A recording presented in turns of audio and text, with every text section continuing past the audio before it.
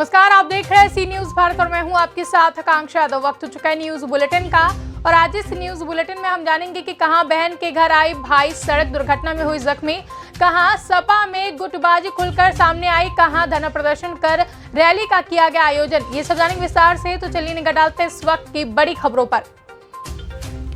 खबर बिहार के गया से है, जहां बाराचट्टी थाना क्षेत्र के भदैया फरमा गांव स्थित जीटी रोड पर सड़क पार करते वक्त 25 वर्षीय एक युवक को झारखंड की ओर से आ रहे एक ट्रक ने युवक को जोरदार टक्कर मार दी, जहां घटनास्थल पर ही युवक जख्मी हालत में गिर गया।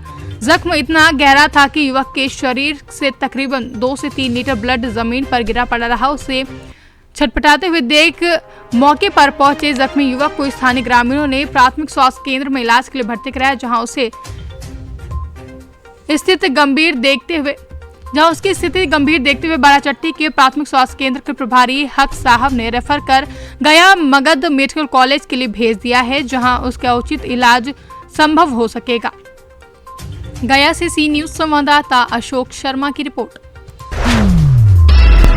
गया जिले की डोभी में प्रखंड अंतर्गत कोठवारा के समीप बंसी मोड़ के पास एक जेसीबी ने महिला को कुचल दिया, जिसमें महिला की मौके पर ही दर्दनाक मौत हो गई, जहां गुस्साए ग्रामीणों ने डोभी चतरा मुख्य मार्ग को घंटों जाम किया, जिसमें आवागमन पूरी तरीके से बाधित हो गया। वहीं मिली जानकारी के मुताबिक मृतक हरदवन निवासी जागेश्वर यादव के लगभग 60 वर्षीय पत्नी रत्नी देवी, जो अपने पोती के साथ कोठवारा बैंक से पैसे निकालकर अपने घर की ओर जा रही थी। इसी दरमियान तेज रफ्तार से आ रहे जेसीबी ने महिला को कुचल डाला, जिसमें महिला की दर्दनाक मौत हो गई है। वहीं लगभग 12 वर्षीय पोती झटका खाकर किनारे गिर पड़ी, जहां ड्राइवर भागने में सफल रहा।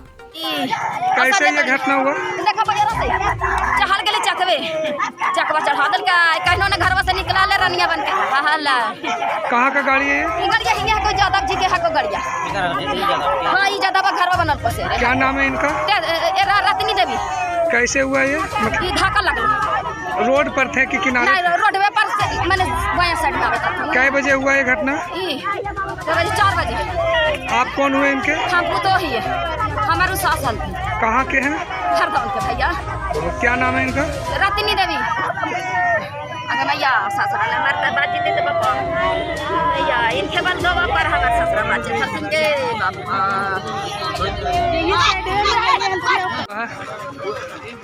जेसीबी से धक्का मार दिया। कै बजे हुआ है? 3 बजे के लमसम। बोले घटना कैसे हुआ उसके बारे में कुछ बताइए। हम कुछ नहीं बता सकते, हम हुआ है ये नहीं थे तब। अब गांव के है सुने होंगे जेसीबी वाला चढ़ा दिया। किस ओर से जेसीबी आ रहा था? ये डोभी की तरफ से और महिला किधर से जा रही थी? कोठवारा की तरफ आ रही थी। कहाँ के रहने वाली है महिला? हरदवन के। गया से कैमरा पर्सन अर्जुन केसरी के साथ अशोक शर्मा की रिपोर्ट। खबर हमीरपुर जनपद से है, जहां सपा में गुटबाजी खुलकर सामने आई है। कार्यक्रम स्थल तक पहुंचने के लिए बनी लिस्ट में नाम न होने पर सपाइयों ने हंगामा काटा, जहां सपा के पूर्व महासचिव रईस अहमद ने AIMIM में जाने की धमकी दी। भड़के कार्यकर्ताओं को देखकर राष्ट्रीय अध्यक्ष अखिलेश यादव नहीं गए नवनिर्मित सपा पार्टी कार्यालय के उद्घाटन में, जहां कार्यकर्ताओं की गुटबाजी में प्रदेश अध्यक्ष नरेश उत्तम ने चुप्पी साधी हुई है। हमीरपुर से सी न्यूज संवाददाता अभिषेक अग्निहोत्री की रिपोर्ट। जशपुर में कवर्धा में हुई घटना के विरोध में विश्व हिंदू परिषद ने जशपुर बस स्टैंड में धरना प्रदर्शन कर रैली का आयोजन किया, जहां सभा में सैकड़ों की संख्या में लोग उपस्थित रहे, जिसके बाद बस स्टैंड से महाराजा चौक तक रैली का आयोजन किया गया, जिसके बाद विश्व हिंदू परिषद के कार्यकर्ताओं नेताओं के द्वारा SDM को ज्ञापन सौंपा गया। आज यहाँ हिंदू आक्रोश रैली का आयोजन किया गया है, किस उद्देश्य से किया गया? जो कवर्धा में घटना हुई है उसके परिप्रेक्ष्य में हिंदू समाज के ऊपर वैसा देखा जाएगा तो जो दमन चक्र चला 5 तारीख को लेकर के, और जिसको हम कह सकते हैं कि शासन ने जिस प्रकार का व्यवहार एक पक्ष के साथ किया और यह अन्यायपूर्ण लगा, और इसलिए सारे छत्तीसगढ़ में इस प्रकार का धरना प्रदर्शन यह हो रहा है। ऐसे सारी मांगों को लेकर के माननीय कलेक्टर महोदय जी को ही आवेदन दिया है, शासन प्रशासन तक की ये आवाज़ पहुँचे और इस प्रकार की जो गलत ढंग से कार्रवाई की गई है उसको न्यायपूर्ण रचना में काम करने की आवश्यकता है छत्तीसगढ़ शासन को। मुख्य रूप से क्या मांग कर रहे हैं आप लोग? एक तो जिन लोगों को इस मामले में पकड़ा गया है उसके आधार भी कुछ बताए गए हैं कि उनका वीडियो क्लिपिंग इस आधार पर किया गया है, लेकिन ध्यान में ये आ रहा है कि एक पक्ष के लोगों को ही इस प्रकार का अन्याय हुआ है। वास्तविक जिसमें आज यहाँ रैली था, धरना प्रदर्शन था, क्या किस उद्देश्य से किया गया था, क्या मांगे प्रशासन से? जब अपना कवर्धा में 95 लोगों को गिरफ्तार किया है वो निःशस्त्र रिहा किया जाए, इस प्रकार की हमारी मांगे हैं। भाई अभी कुछ वक्ताओं ने ये भी आरोप लगाया प्रशासन पर कि लोगों को आने से रोका गया, कितनी सच्चाई है? कुछ तो है, जितने पूरे नगर में चारों ओर बैरिकेड लगा दिया है, इससे लगता है कि हम ही घुसने में कितना दिक्कत हुआ, 2-3 चक्कर लगाए तब हम अंदर आ पाए। इस प्रकार से जशपुर से सी न्यूज संवाददाता श्याम की रिपोर्ट। शाजापुर जिले के सिलसिला में नवरात्रि प्रारंभ होते ही देवी मंदिरों में भक्तों की भीड़ नजर आ रही है। वहीं देवी मंदिरों में आकर्षक विद्युत सज्जा की गई है। वहीं आपको बता दें कि विगत 2 वर्षों से दुर्गा पंडालों में नवरात्रि का कोरोना काल के चलते कई बड़े आयोजन नहीं हो रहे थे। इस वर्ष जगह जगह दुर्गा पंडालों में कई तरह के आयोजन चल रहे हैं, जहां देवी मंदिरों में संध्या आरती में भक्तों की भीड़ नजर आ रही है। वहीं बस स्टैंड पर छोटी छोटी बालिकाओं के द्वारा गरबे का भी आयोजन किया गया।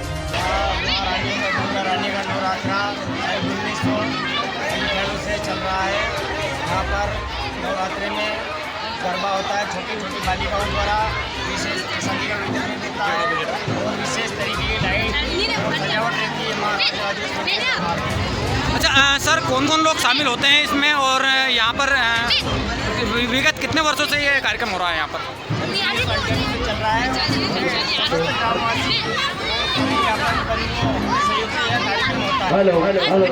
क्या नाम सर आपका?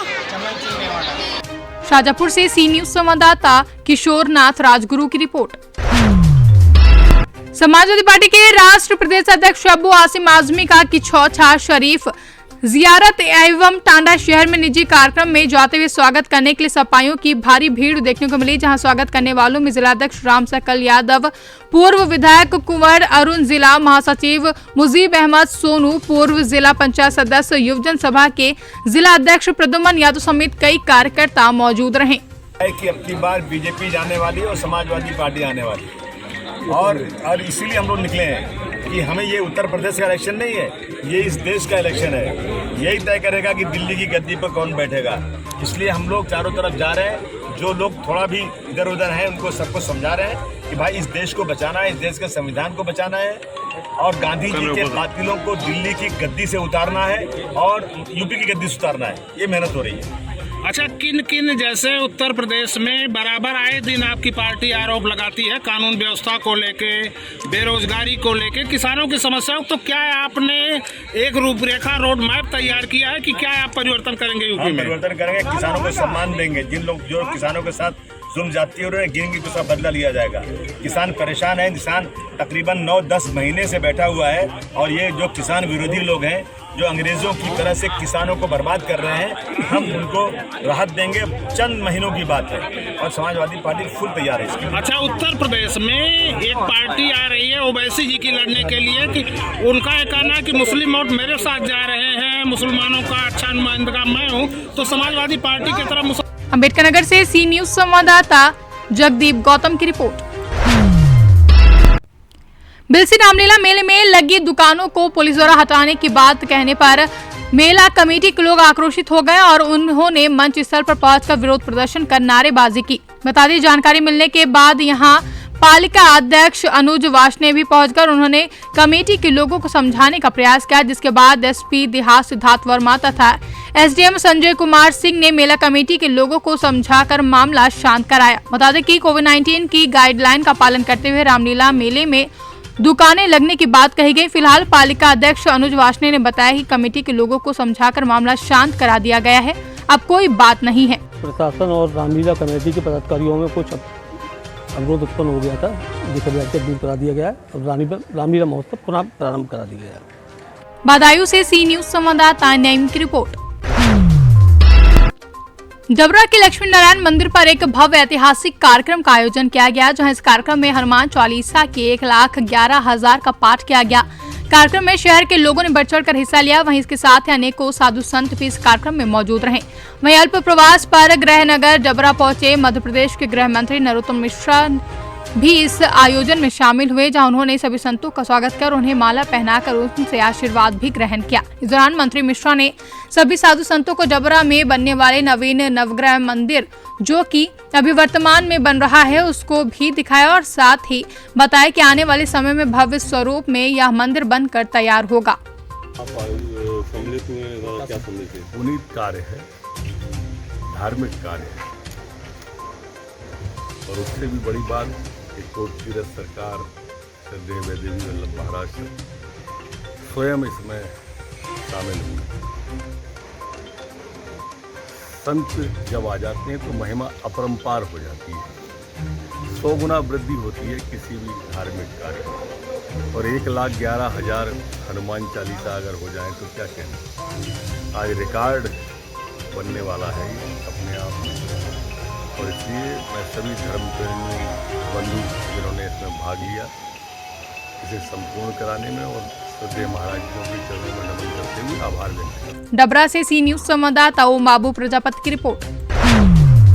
कौशाम्बी के सिराथू कस्बा रेलवे ओवर ब्रिज में जैसे ही बोलेरो पहुंचती है कि बोलेरो में अचानक आग लगने की सूचना ड्राइवर को हो जाती है। अपनी सूझबूझ दिखाते हुए गाड़ी को साइड में खड़ी कर गाड़ी में बैठे यात्रियों को बाहर निकाला और गाड़ी छोड़कर सबको साइड लेकर ओवर ब्रिज पर खड़ा होकर तुरंत फायर ब्रिगेड को फोन कर दिया, मगर वहां के फायर ब्रिगेड के कर्मचारी घंटों तक नहीं आए। अपनी नजरों के सामने ड्राइवर गाड़ी को जलता हुआ देखता रहा। अंतर्गत ये सिराथू रेलवे ओवर ब्रिज पे एक चलती बोलेरो में आग लग गई, जिसपे ड्राइवर और गाड़ी में सवार व्यक्ति अंदर आए। किसी को कोई चोट नहीं लगी है, लेकिन बोलेरो पूरी तरह जल गई। फायर सर्विस की गाड़ी मंगाकर आग को बुझा दिया गया है और किसी टेक्निकल कारण से बोलेरो में आग लगी थी। अब ये गाड़ी हम ले जा रहे हैं और जानकारी करेंगे कि किस आधार पर क्या हुआ। कितने लोग थे सर? गाड़ी में 3 लोग सवार थे, जो भी जानकारी मिली है 3 लोग सवार थे और किसी को कोई चोट नहीं आई है, सब सुरक्षित। कौशाम्बी से सी न्यूज संवाददाता हर्षित मिश्रा की रिपोर्ट। कौशाम्बी मंजनपुर कोतवाली के नारा चौकी के सैदाबाद यानी नट का डेरा मजरा नारा में एक मुकदमे में सुलह न करने पर दबंगों ने लाठी डंडा व कुल्हाड़ी से घर में घुसकर हमला कर दिया, जिसमें लोग गंभीर रूप से जख्मी हो गए। सूचना के बाद पहुंची पुलिस ने सभी को इलाज के लिए जिला चिकित्सालय मंजनपुर में भर्ती कराया, जहां सैदाबाद गांव में साल भर पहले सूचना पर पहुंचे एसओजी ने एक घर पर प्रतिबंधित मांस 2 लोगों को गिरफ्तार कर कार्रवाई की गई थी, जहां पुलिस को जानकारी देने के आरोप में दोनों पक्ष आपस में भिड़ गए थे, जिसके बाद गोलियां भी चली। उसमें 2 लोग बुरी तरीके से जख्मी हो गए, जिस पर 21 लोगों पर मुकदमा दर्ज हुआ है। बोला कि अगर आप सुलह नहीं होंगे तो इसी तरह तुमको रोज मारेंगे और मारने के बाद अगर नहीं सुलहोगे तो फिर जान से मार देंगे। धमकी दिया है, सर पे राड मारा है, 1 लाख में सीबी पप्पू और लालजी। गोली किसने आपको मारा? गोली किसने मारा? गोली हमको नहीं मारा, पहले गोली केस में फंसाया गया था। नहीं, गोली मारे थे मुस्लिम दूसरे के। कौशाम्बी से सी न्यूज संवाददाता हर्षित मिश्रा की रिपोर्ट। फिलहाल के लिए न्यूज बुलेटिन में बस इतना ही। देश और दुनिया की तमाम बड़ी खबरों के लिए बने रहे सी न्यूज भारत के साथ। हर खबर आपके साथ, आपके हाथ।